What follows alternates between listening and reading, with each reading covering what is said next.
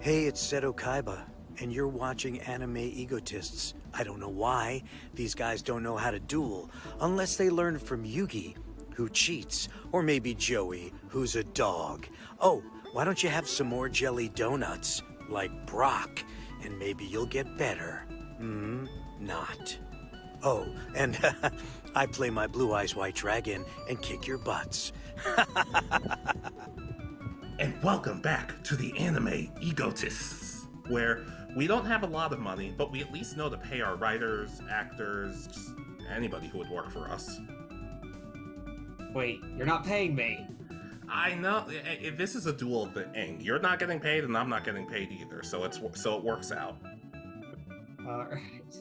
Anyways, my name's Alex, and my dual-taining is not great, but I still do my best to swing into action. No, it's still not a great catchphrase. Okay, is that arc 5? Very good. I'm Richard. I really don't know much past GX and a little bit of 5Ds. That's correct. And since we love Yu-Gi-Oh so much, you might think to yourselves, oh, okay, it's time for another Yu-Gi-Oh related list. Well, not exactly.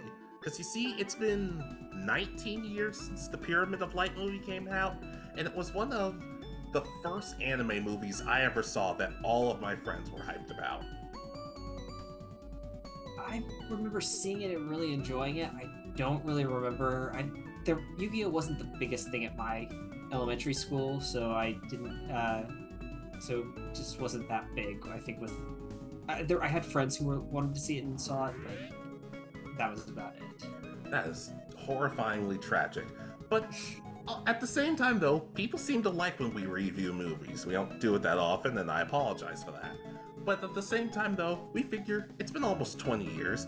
Let's get ahead of this review before everybody else decides to do it, and review Yu-Gi-Oh! The movie, The Pyramid of Light. Does it hold up? Is it awful? Is it neither? Well, let's find out together. Alright. So you just kind of want to go scene by scene, or how do you want to do this? Let's just do what we're used to doing. So yeah, that. Alright, so from what I remember, it opens up on Yugi working on the Millennium Puzzle and a group of archaeologists in Egypt discovering the tomb of Anubis. That's correct. And the more Yugi completes the Millennium Puzzle, the more they seem to get trapped in the tomb and presumably die. So Yugi's responsible for that. Exactly. Everything started in this world when Yugi completed that Millennium Puzzle. Card games would have died out years ago had he not completed it. So in the end, it was worth it. But regardless, when Yugi completes the puzzle, a lot of these random dual spirits pop up and try to basically attack him, including Kuribo, which I'm not used to Kuribo trying to look menacing. It doesn't work for me. No, but then we get the Pharaoh, Atem, Yami Yugi, whatever you want to call him at this point, who takes over Yugi for the first time and banishes the spirits. And we get the cut back to the door slamming it on the archaeologist in the Tomb of Anubis, and then pretty much being killed. Yeah, even in the 4Kids version, they really don't try to mince things about that. But regardless, we get the narrator who, I guess there's a television network where all they show is card games, and it's like Yugi Moto has become king of games, and it shows Mako, it shows Mai, Rex, and Weevil, and a bunch of random nobodies saying, "Oh, I could duel circles around this kid," which I'm like, you didn't even qualify for the final, so I don't think that's true. But hey, why stomp their dreams now?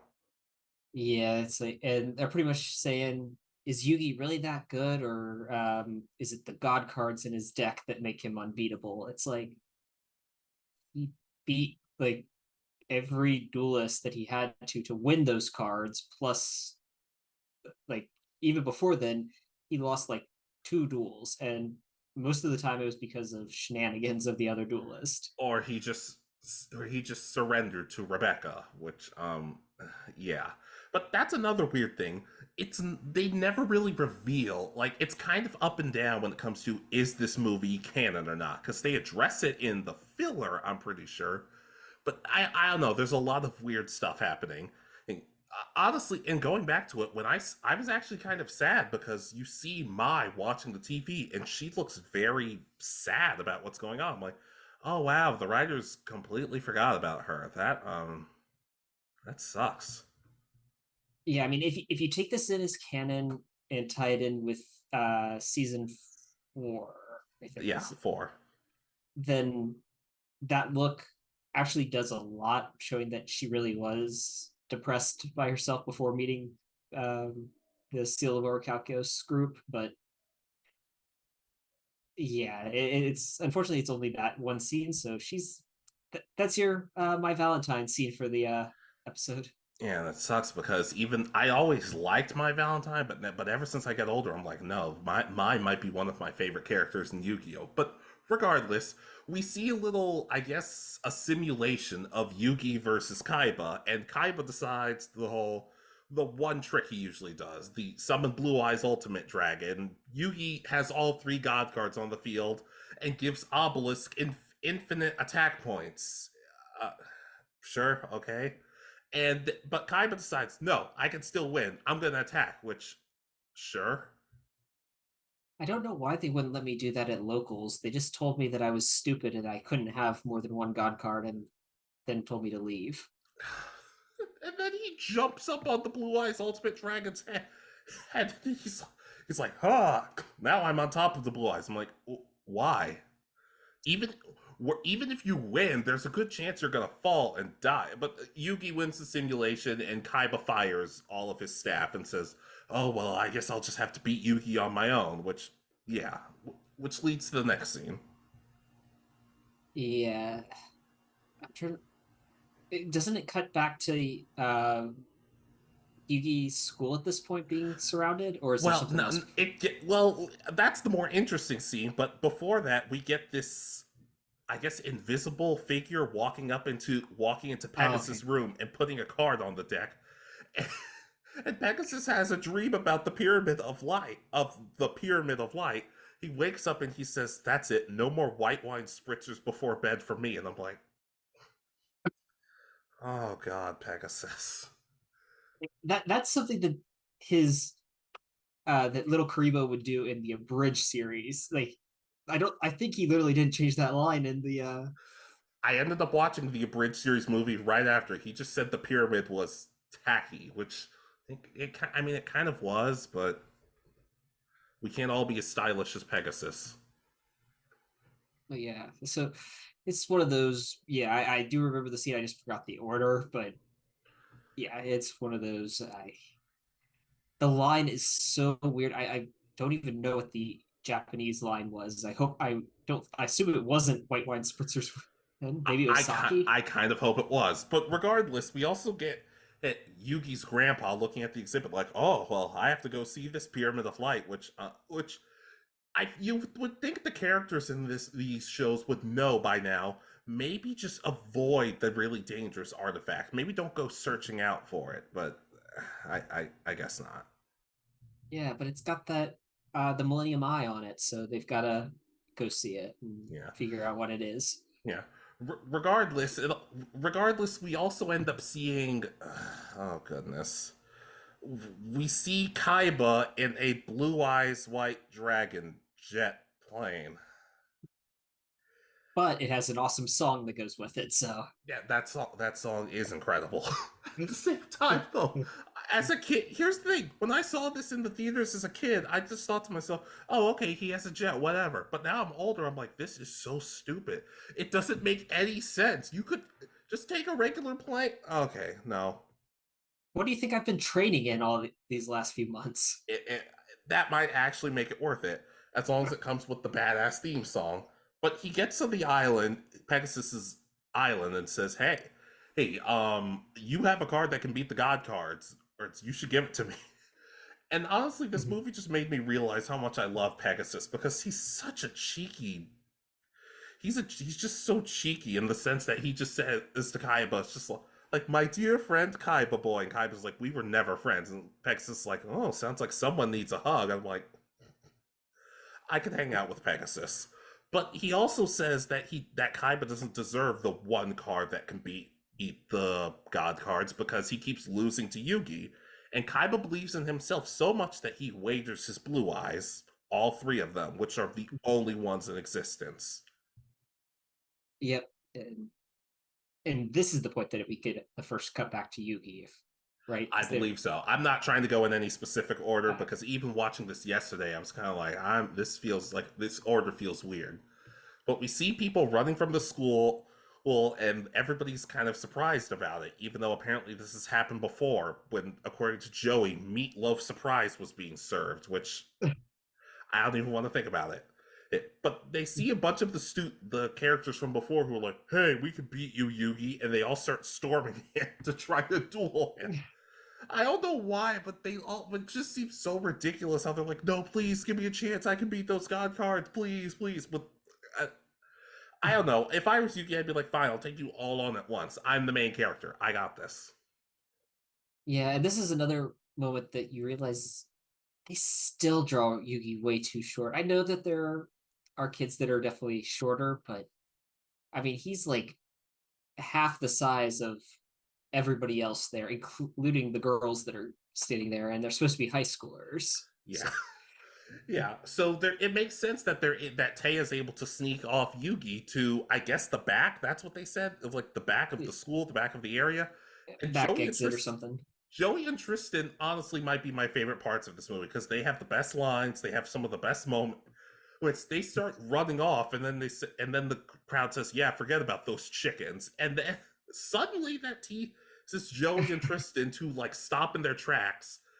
And Joey basically says, "Fine, I'll fight all of you because I might not be first place, but I got far, and I'm the godfather of games." You guys start to realize why Joey's our favorite character?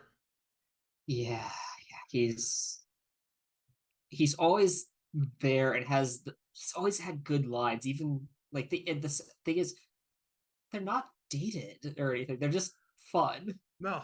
Oh, and I especially love how if you follow Joey's voice actor on Twitter, you know how much he loves and respects Joey. And he says Godfather of games on a pretty regular occasion. So I'm like, I'm glad that line had good use. But then it's basically implied that Joey just beat every one of the duelists because it look, it's not like Tristan's gonna help at all. Well, it's even though that one guy who summons Injection Fairy Lily and attacks on the first turn, I'm like, okay, no, you're disqualified from every single duel. You're disqualified from every single duel. Even the duels you've already won, you're disqualified from them. Yeah, your record is now 0 and insert however many duels you've ever competed in and ever will compete in. Yeah. But Joey ends up winning, and Yugi and Taya, for some reason, pop back up and say, "Oh, it's the coast clear," and they get chased off, and Joey and Tristan get trampled. While Joey says he could have been a contender. He is. He really is. And we also get the Pegasus Kaiba duel, which Mhm. it's pretty good. Yeah, it's enjoyable getting to see the tunes again versus uh Kaiba and his blue eyes, and I forgot Well, what else the he's. XYZ monsters. These are your That's favorites. yeah, but from what I remember, he only uses them a little bit in this duel. Yeah, well, he They does. they never had a great. They should have had their own duelist rather than being like Kaiba's side monsters. Well, they got that with Chaz, and then they became Chaz's side monsters. But ultimately, Kaiba ends up winning, and then he base Joey. No, not Joey. Kaiba ends up picking up the cards from. I guess there's a suitcase that Pegasus has. He's like, "Oh, so you were hiding two cards?" And Pegasus is like, "Yeah, what? No, there's only one card," which leads to some trouble. Exactly. It harkens back to the invisible person walking through and placing an extra card in the deck. It's the exact opposite of almost every kind of one of these movies you would expect. You'd expect that someone to be stealing a card, not planting something. Yeah. And not to mention, we get back to the museum, and Taya is not a fan of mummies, I guess. And they find Yuki's grandpa and talk about the Pyramid of Light and just the MacGuffin of the movie. Exactly. So yeah, the Tomb of Anubis has been brought to the local museum, which is weird that it keeps going to Tokyo, or wherever they're at in Japan, and Domino City. Sorry. Yeah, Japan, but where in Japan? Domino City, where's that? Japan? Yeah, but it's yeah, and you see what looks like an upside down Millennium Puzzle painted blue. Like I said, tacky. And if I remember correctly, we get a little bit about like the curse and the prophecy about Anubis returning or something at this point as well. Yeah, and it shows Yugi and Kaiba dueling, and Yugi ends up having a concussion, I guess, because he wakes up on the floor, and his grandpa's on the floor too, and Teia's trying to wake him up, and for some reason he says, "Hey, Teiya, can you tell me the story about the bunny?" And Teia's like, "I'm just gonna pretend that's the concussion talking and forget about that." I'm like, "No, if it's a concussion, maybe you should get him to the hospital." But no, Yugi just runs off. Yep. And if I remember correctly, Kaiba pulls up in front of him at this point, or no, Mokuba pulls up in Yeah, front of and him. he says, "Bring your. Of course, you need to bring your dual disc." I'm like, "What other reason? What? I would love to know a situation where it's like, you know what? Leave your dual disc behind. You're not gonna need. Don't bring your deck. Don't bring your dual disc. Like, of course, Mokuba. Bring your dungeon dice monsters. I'd actually pay to see that.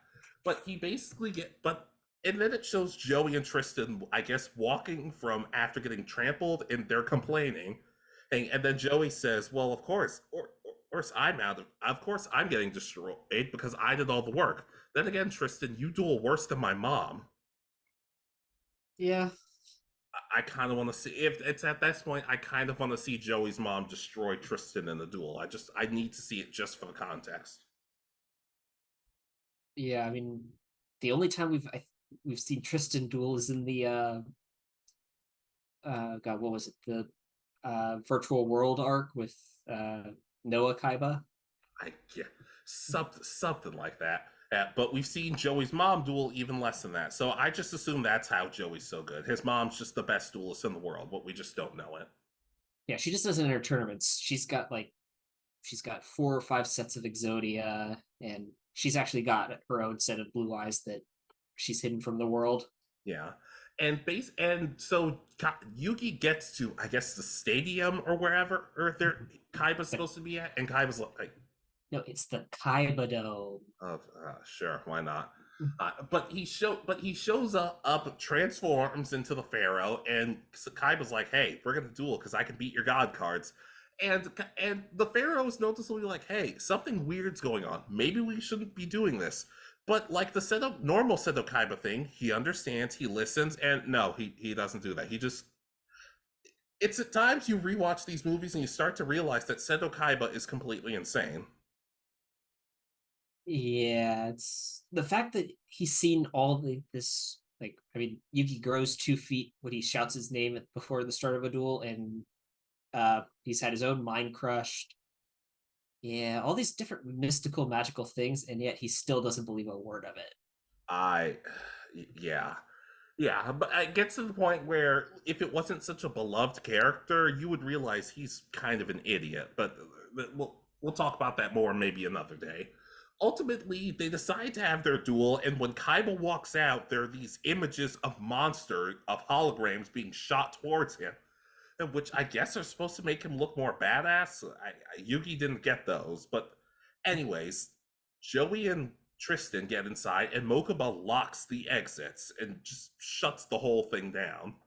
They start their duel, and I don't really feel like running through the whole duel, but we get to see some cool stuff from Yugi. We get to see his kings, queens, and Jack's Knight, which sadly did not have a fusion at this point, even though that would have been awesome to see.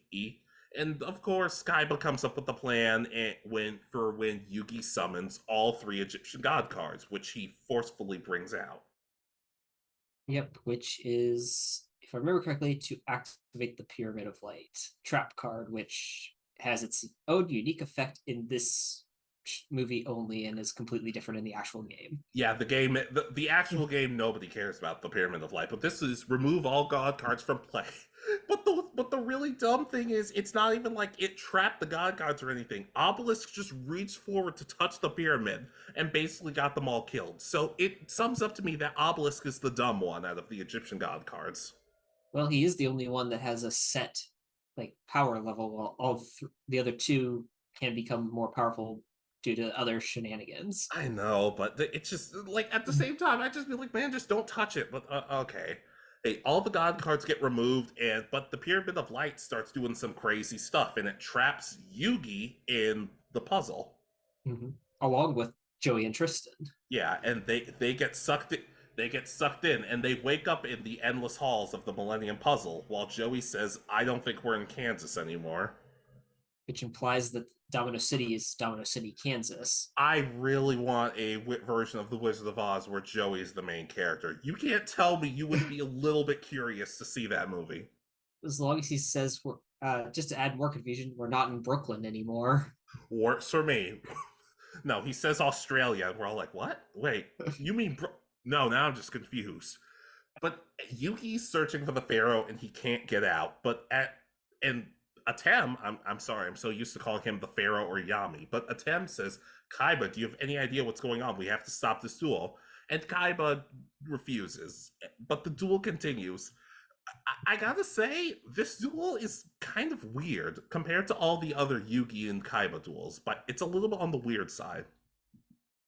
Yeah, it's it's really hard to describe. It just doesn't feel 100% right because of, I guess, how dominant Kaiba plays it the entire time. Yeah, and he also has a card called Petin the Dark Clown, and I'm like, wait, you mean like Lord of Dragons or XYZ? They were helpful early on, but really just this weird looking clown? Okay. Yeah, but pretty much, I mean, from what I remember of the duel, Kaiba plays several cards that allow, like, when his monster comes back to the field, Yugi loses a quarter of his deck. So That's such a bullcrap card. It's like, oh, when my monster's destroyed, you lose 10 cards from your deck. What? No, this no. Oh, but they also get to a point where not Mokuba, Taya and Solomon Moto actually get in. I don't remember how or where, considering Mokuba sealed the exits, but isn't it? Doesn't Don't they fly in with Pegasus? no, they get saved by Pegasus. But I'll remember. Maybe Mokuba's just really mad at his job, which yeah, I kind of see it. I just swore that was it because doesn't I thought Taya jumps out of the helicopter at one point. That was to get into the. Well, I know what you're talking about, and we're almost there. Okay. But later in the duel, it gets to the point where I actually really like that Yugi is actually using cards we don't really see him use that often at this point. Like, he uses Magician's Valkyria, which looks exactly like Dark Magician Girl, but I like Magician's Valkyria better. And he ends up also using Sorcerer of Dark Magic, which was one of the free cards you got when you went to the movies all those years ago. And he ends up beating Kaiba's Blue Eyes Ultimate Dragon, in an effect that doesn't happen in real life, but the movie needs to make sense. Yeah, that's the one thing about this movie is that their card effects really don't make sense. No, not really, but I've kind of grown used to it. I've grown to accept it. But Kaiba plays the other card, the original card that could beat the God cards, which is, of course, a Blue Eyes themed card. Blue Eyes Shining Dragon. And this thing is super cool, but why does it have to be a Blue Eyes card? Why is it even in the anime, Blue Eyes cards get way more support than they should? Because at one point they actually were usable. I've actually learned about that in real life. There was some Blue Eyes decks that competed for championships before. People still try using Blue Eyes decks against me, and I've actually found a workaround for it. But I guess that's the power of Abyss actors. No one really knows how to figure them out. Oh, but regardless, Blue Eyes Shining Dragon can negate just about anything and destroys a lot of Yugi's monsters. Meanwhile, back in the puzzle, there are zombies in Anubis's tomb, which is in the puzzle. So they start chasing Yugi, And then they chase Joey and Tristan and they run off and basically decide, oh, every time during the duel somebody gets hurt, their life force gets taken, I guess. So they decide to follow it. Basically back to the tomb. And Yugi decides that he wants to do things on his own. But of course, Joey and Tristan basically say, hey, you're not doing this on your own. We're friends. We're going to stick together. All that usual stuff they talk about. Yes, and I do love the scene where Yugi finds the zombie mummy things and is running from them, and I forgot what he yells, but it's absolutely hilarious because he's running past Joey and Tristan, and they I both think turn he and look at said him, talk later, run now. something along those lines. But And it's when Joey and Tristan are like, what? And they both look, and as they're running off, Tristan yells, zoinks. yes, it's like, and I forgot that this. Yes, it's a 4Kids dub, but in the U.S. it was on Kids WB, which owned the rights to Scooby Doo at this time as well. Oh, goodness gracious. This, I'd still rather watch that than Velma, but yeah. Anyway, so Pegasus shows up in a helicopter and saves Mokuba, Yugi's grandpa, and Taya because the whole place is coming apart with how destructive the duel is getting. Pegasus basically explains everything, and comes at Taya realizes that her friends are stuck in the pyramid, so her soul gets sucked into the pyramid of light, and she's floating, which I still don't know how she's able to do that. And she's doing her friendship speech, saying, "Hey, we're all gonna be here for each other. We have your back, Yugi." And then Anubis sends her to the zombies, only for Taya to do a spinning roundhouse kick and knock off two of the zombies' heads. And I'm like, why can't she do this more often? That might have been the best thing Taya's ever done. Yeah, well, the thing is that we don't see in the dark timeline is that Taya took over the world because she was actually willing to beat the crap out of people rather than just duel people for stuff. Well, if you're not solving your problems with card games, then I can't be your friends. That's not how, that's not. And then we get scenes where a shockingly violent scene where Joey, Taya, and Tristan are beating up zombies and dismembering them, but they're still just getting up like it's nothing. And the zombies aren't even fighting back; they're just chasing them or getting close. Or in one case, one zombie grabs another one's head, puts it in front of Taya's face, and she starts freaking out. I'm like, I feel like these zombies are just messing with them. I don't think they're actually evil. I think they're just lonely. Yeah, they're just there to delay them. They're not really there to cause them any harm. You have to have subjects when you come back to life. Yeah, and Tristan kicks up his foot through the mummy's chest, and he just looks down. Mum just looks down. I don't know why, but this scene is unintentionally hilarious when you think, wow, 4Kids really just said, yeah, go nuts. Yeah, well, I think there would have been if 4Kids had probably had their way to fully edit this the way 4Kids edits things. This movie would have been an episode time and length, and that would have been it. So, Oh, jeez, that's the worst part is you're not even fully wrong, but they also get back to the duel, and Kaiba's having this inner monologue with himself, how he wants to destroy Yugi using his own god cards rather than using, I guess, Blue Eyes Shining Dragon. But he decides to use the god cards, but Anubis shows up.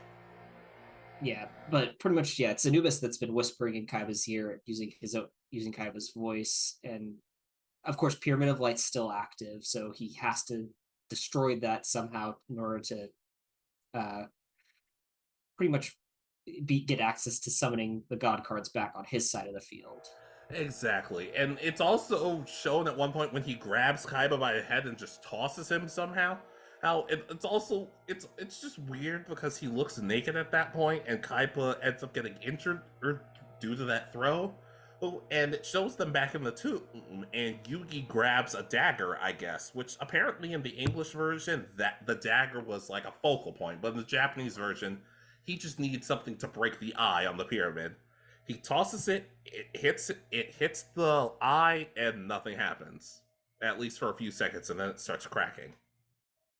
Yep, which is kind of what Anubis wanted. It's kind of hard. This is where it gets a little convoluted because it's like it's foiling his plan, but not.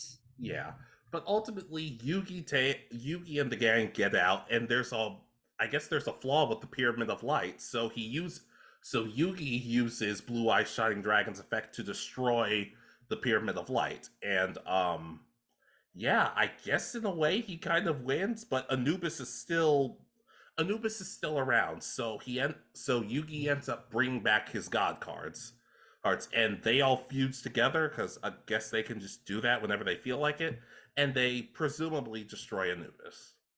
Yeah, which means that we've got two different fusions of the god cards that we've actually never gotten in real life. The purple um, obelisk that's the fusion of all three, and then obelisk with the winged dragon of Ra and Slifer on his arms Yeah, like cannons. I'm not gonna pretend like I know what the fusion of the card is.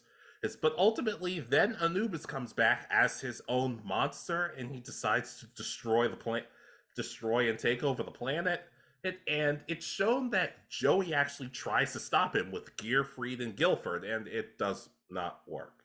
A for effort, but it does not work. Yeah, but it's enough to distract him for a few seconds, which allows Kaiba and Yugi to recover enough to be standing at least. Yeah, and what's his name? Kaiba gives Yugi the Blue Eye Shining Dragon, and it completely destroys Anubis. And the Japanese version, I believe it says the Blue Eye Shining Dragon actually like destroyed itself alongside Anubis, but in the English version, I guess we can assume it's still alive. Yeah, there's no real talk about what happened with the cards that were involved in that this time. Yeah, which you think Pegasus could just create another one, but whatever. But anyways, and then they get one as the duel is over, or Kaiba walks over to the gang, and they're all thinking to themselves, "Do you really think Anubis could come back?" It's like, oh, and Pegasus says, "Oh no, there's no way. Nobody comes back from getting beaten up that many times unless you're Kaiba." Oh, I'm sorry, was that too soon? I'm like, Pegasus, who hurt you in this movie?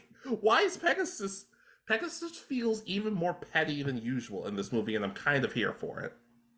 Well, Kaiba's now able to beat him, so yeah. Yeah, and I specifically remember this because I had to put the subtitles on.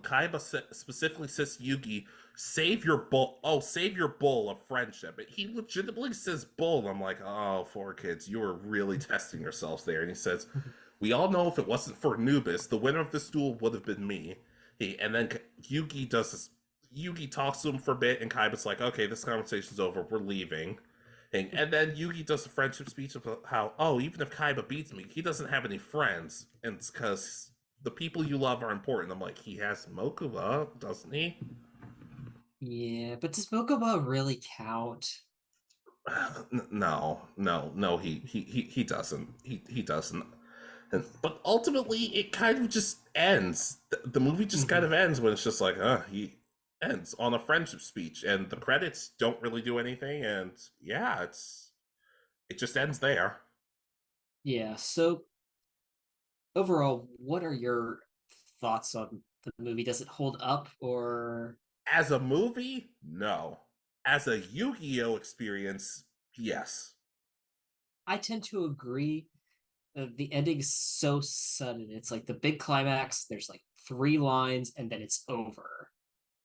And just yeah, but there's like little climaxes throughout the battle. It's weirdly paced for a movie, but for a Yu-Gi-Oh experience, I would agree. It's enjoyable.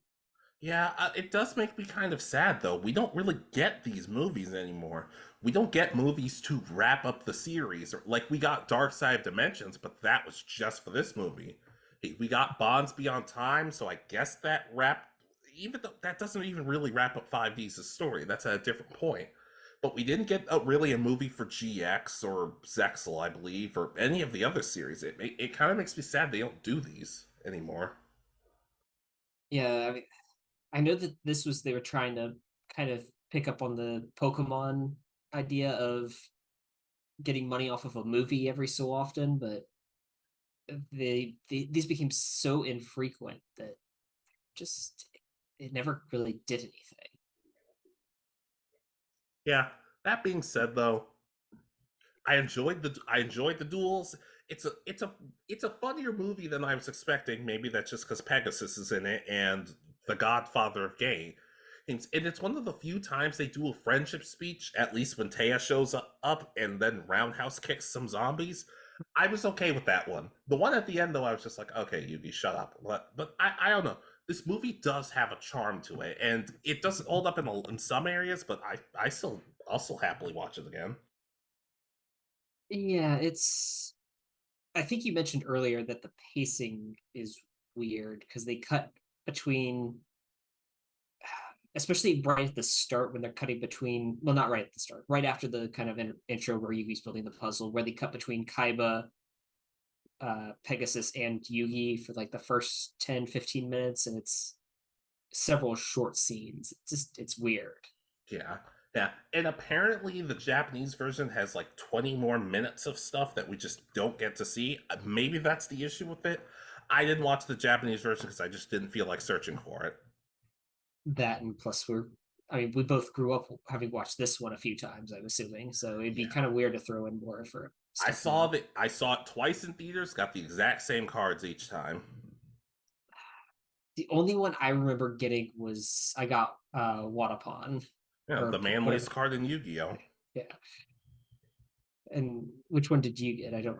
I both times I got Sorcerer of Dark Magic. I'm like, okay, this is cool, but where's my Blue Eyes Shining Dragon? And then I finally ended up getting it. And I'm like, oh wait, I don't have Blue Eyes Ultimate Dragon, so I can't use this. Ah, God, I had Blue Eyes Ultimate Dragon, but I only had one Blue Eyes White Oh, Dragon, so I couldn't summon it. oh goodness. Yes, I do. I will say it does. I know we usually point out stuff like this before, but it does sort of feel like this is a Yugi. This is a Yugi movie, and the other characters are just sort of there. Yeah, yeah. Kaiba plays a good villain, I would say overall. Not, I mean, not a great, but a pretty good. He's still his kind of greedy, power hungry self and wanting to get the title and all that. So, uh, but yeah, the rest just kind of feel like okay, they're there to be the obligatory background characters or side characters. Yeah, I will say though, I'm more okay with it because Kaiba basically gets his own movie with Dark Side of Dimension, and so in a sense that movie felt more like a love letter to his character than this one did. So I'll give it a pass. Yeah, and eventually we will be reviewing that one. I know we will. Personally, if we had to go in order, I'd rather review Bonds Beyond Time first, just because I don't know. No, that movie feels fun to me. Yeah, no, I don't know when we're gonna do both reviews, but we will do both eventually. Yeah. Then again, maybe I'm just saying that because it has GX and 5Ds in it, my two favorite series. Potentially Arc 5, but I don't know. I don't know. Arc 5's weird for me. Yeah, I think I've seen like the opening episode of every series now, but just to kind of get a feel for what the series were, and I don't know, they're so weird. Yeah. I have heard Yu-Gi-Oh! Sevens is very good though. Oh, I didn't even know that one was out yet. I It thought is. last. It is, and it has a video game. It has a video game where you actually play as your own character. It's shocking. That's what I've been asking for years. Again, But just Yu-Gi-Oh! Sevens based on the Duel Links style of dueling. I something like that. I don't know. The duel. I don't think the duels are exactly like that, but it's different.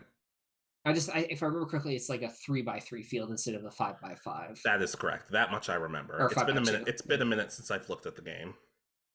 But yes, but I'm trying to think if there's. I do. What do you think of the animation and I this? thought it was. I thought when I saw it, I was happy. I was like, "Oh my god!" I actually really like how this looks. It looks like upgraded.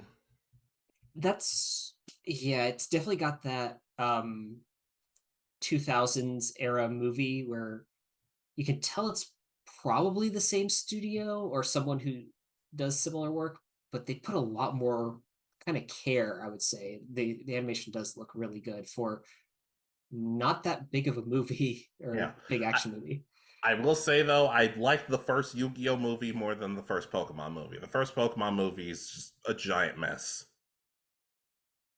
I can understand, and I know that that might get us a good bit of flack because I think a lot of people like that first one a lot. Well, a lot of people can also get flack because they're wrong, so it's cool. Oh, we're going back to our old catchphrase, huh? Yeah, sure. Why not? Why not? Sure.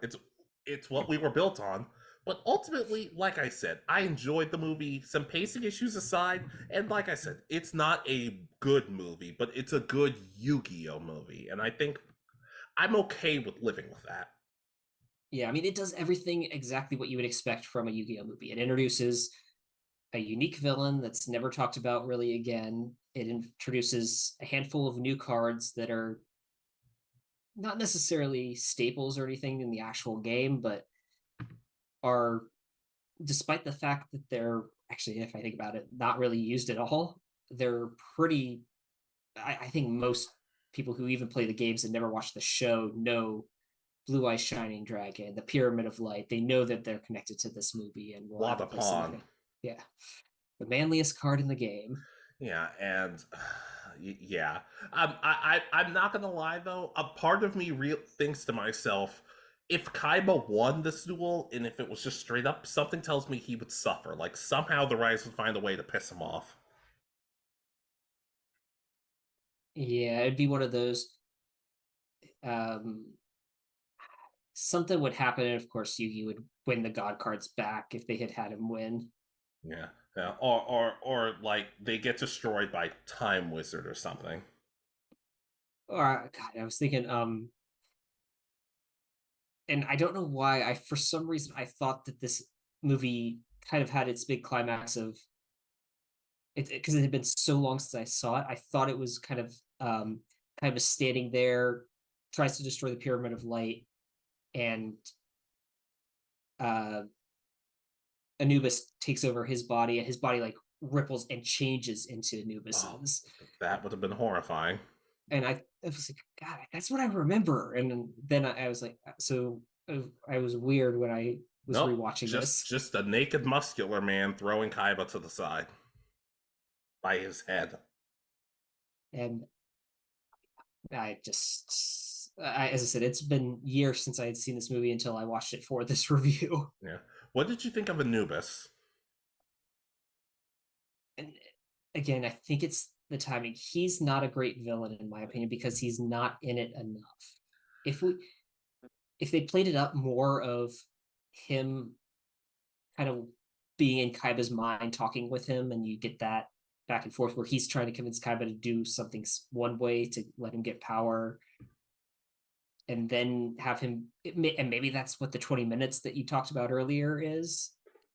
I think would make him a better villain if he was actually shown doing this stuff versus just kind of appearing the last 10 minutes of the movie. I will say, compared to most Yu-Gi-Oh villains, I at least felt like Anubis was menacing in some regard. Like I took him more seriously than the Shadow Riders. Yeah, that's probably a good. Yeah, Yeah, but when one of the Shadow Riders says the voice of Christopher Walken, it's kind of hard to take him seriously. I love Christopher Walken, but when I don't want to think, oh, Yu-Gi-Oh villain when I hear his voice. I don't know what you're talking about. That's all he's known for, isn't it? N- no, no. Somebody's never seen Hairspray. But no, yeah, as I said, yeah. But overall, I don't think he's a great villain. No, If he was more in it, and if we got more of him like trying to convince, like be that voice in Kaiba's mind and stuff, and we knew it was him 100% for most of the movie, then we would it might fit better. all right. But yeah, other than that, though, I like this movie. I'd happily watch it again, but not anytime soon because I just watched it yesterday. Exactly, it's one of those that every so often you go, I want to watch something classic, but I don't want to have to go back and watch an entire season to remember every little detail. So this is a good place to go. Yeah.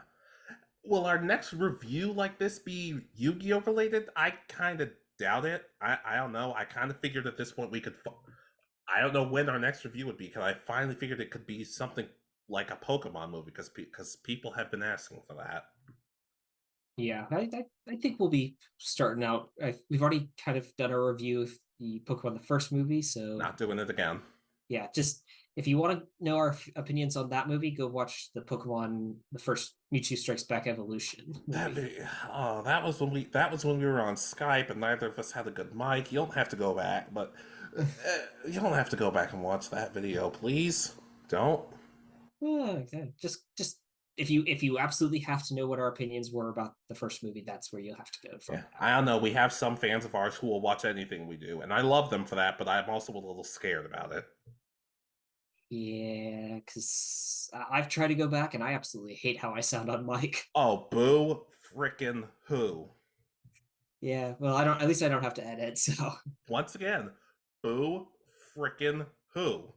But I literally said at least I don't have to because I'm acknowledging that you do all that work. well, not all of it, but just most of it. But regardless, like I said, hey, as a regular movie, doesn't really work. As a Yu-Gi-Oh movie, I thoroughly enjoy Pyramid of Light. I think it's fun, and the characters are funny.